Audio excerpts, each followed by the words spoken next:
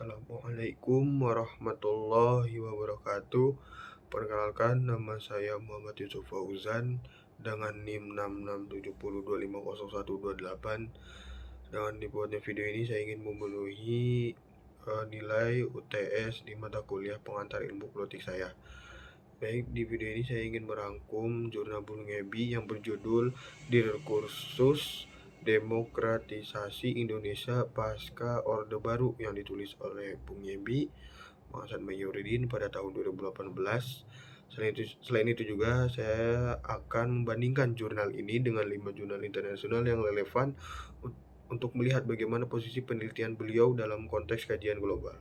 Langsung saja, jurnal ini membahas bagaimana proses demokratisasi Indonesia berkembang setelah kejatuhan Orde Baru pada tahun 1988. Nah, Bung Ebi menjelaskan di sini bahwa reformasi berhasil membuka ruang demokrasi yang lebih luas, seperti kebebasan pers, kebebasan berpendapat, dan sistem multi partai. Namun, beliau menekankan bahwa demokratisasi di Indonesia tidak berjalan mulus.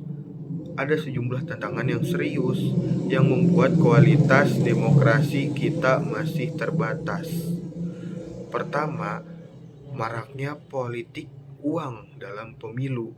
Kedua, korupsi yang mengakar dan melibatkan banyak aktor politik. Ketiga, lemahnya institusi demokrasi seperti DPR, partai politik, dan lembaga penegak hukum. Keempat, munculnya oligarki dan dominasi elit.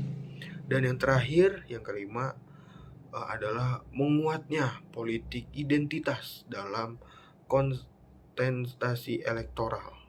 Nah, pada akhirnya jurnal ini menyimpulkan bahwa Indonesia memang bergerak menjadi negara demokratis, tetapi masih berada dalam kategori demokrasi yang cacat atau demokrasi yang stagnan. Selanjutnya, saya akan membandingkan jurnal ini, jurnal Bung Ebi, dengan 5 jurnal internasional. Yang pertama adalah artikel Larry Diamond tahun 2008, berjudul The Democratic Rollback.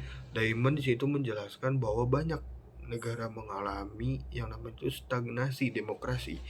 Ini sangat mirip dengan temuan dari Bung Ebi bahwa demokrasi Indonesia tidak berkembang signifikan pasca reformasi.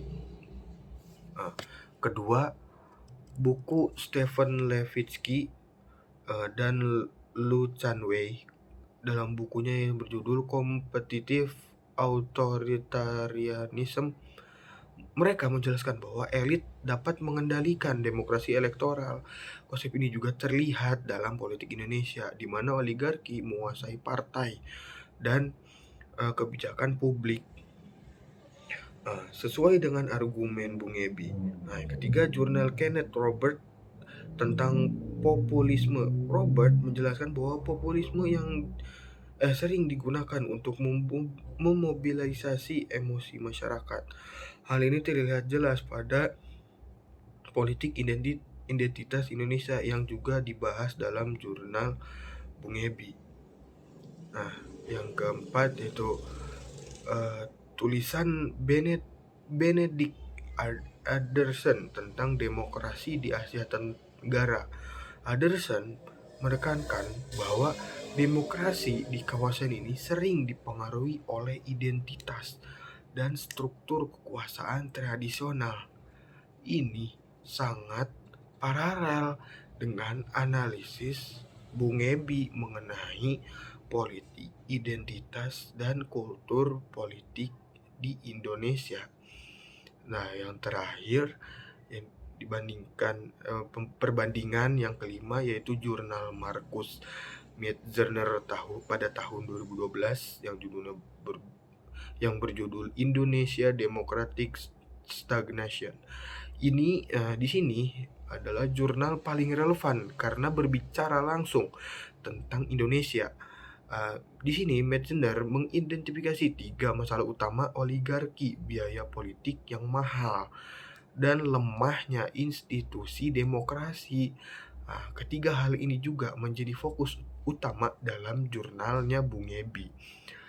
Nah, dari perbandingan tersebut bisa kita lihat bahwa jurnal Bung Yebi tidak hanya relevan dalam konteks Indonesia, tetapi juga sejalan dengan dinamika global terkait stagnasi demokrasi, oligarki, dan politik identitas. Artinya, penelitian penelitian Bung Yebi memiliki posisi yang kuat dalam literatur demokratisasi baik nasional maupun internasional.